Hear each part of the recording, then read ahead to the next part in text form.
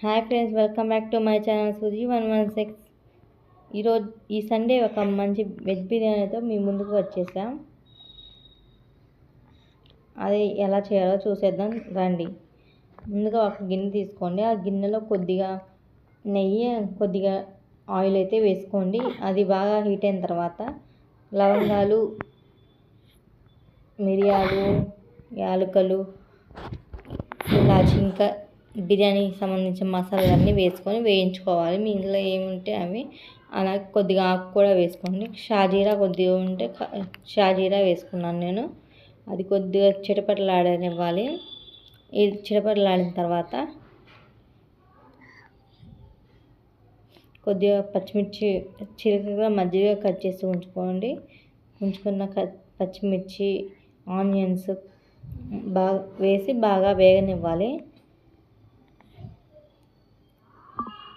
ఇలా వేగాలంటే మనం టేస్ట్ సరిపడా ఉప్పు వేసుకుంటే త్వరగా వేగిపోతాయి. అలాగే పచ్చిమిర్చి కూడా, టమాటా కూడా వేసి బాగా వేయించుకోవాలి. ఇలా మనకు కొద్దిగా టేస్టీగా రావాలంటే ఇలా ఒక మిక్సీ జార్ తీసుకొని 3 ఉల్లిపాయ ముక్కలు, 3 టమాటా ముక్కలు, కొద్దిగా కాజు వేసి మిక్సీ పట్టేసింది. అందులో పచ్చి కొబ్బరి వేస్తే బిర్యానీలో చాలా టేస్టీగా ఉంటుంది. పచ్చి కొబ్బరి కూడా వేసి 4 వేసి బాగా మిక్సీ పట్టండి. ఇలా మిక్సీ పట్టి ఉంచుకోవాలి. ఈలోపు మనం ముందుగా పెట్టుకున్న పోపుని చూసుకుంటూ ఉండాలి. ఇలా పోపుని తిప్పుకుంటూ ఉండాలి.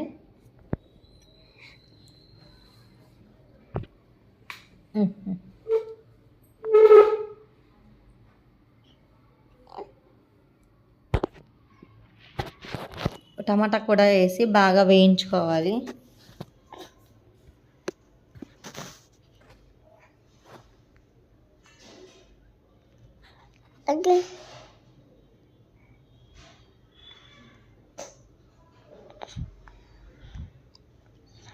మిక్సీ జార్లో వేసుకున్న వాటిని మెత్తగా గ్రైండ్ చేసి ఉంచుకోవాలి.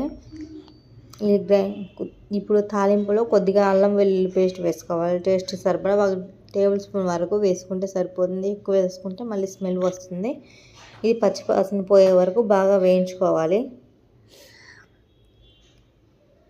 అల్లం పేస్ట్ ఇప్పుడు టేస్టీగా ఉంటుంది. ఫ్రెష్గా ప్రిపేర్ చేసిన అల్లం వెల్లుల్లి పేస్ట్ అయితేనే చాలా బాగుంటుంది. నిల్వ ఉంచిన దానికంటే, షాపుల్లో నిల్వ ఉంచిన దానికంటే అప్పటికప్పుడు ఫ్రెష్గా ప్రిపేర్ చేసుకుంటే బాగుంటుంది. ఇలా మిక్సీ పట్టిన దాన్ని ఇలా పోపులో వేసి బాగా గట్టితో తిప్పాలి. అప్పుడు మొత్తం పట్టేస్తుంది.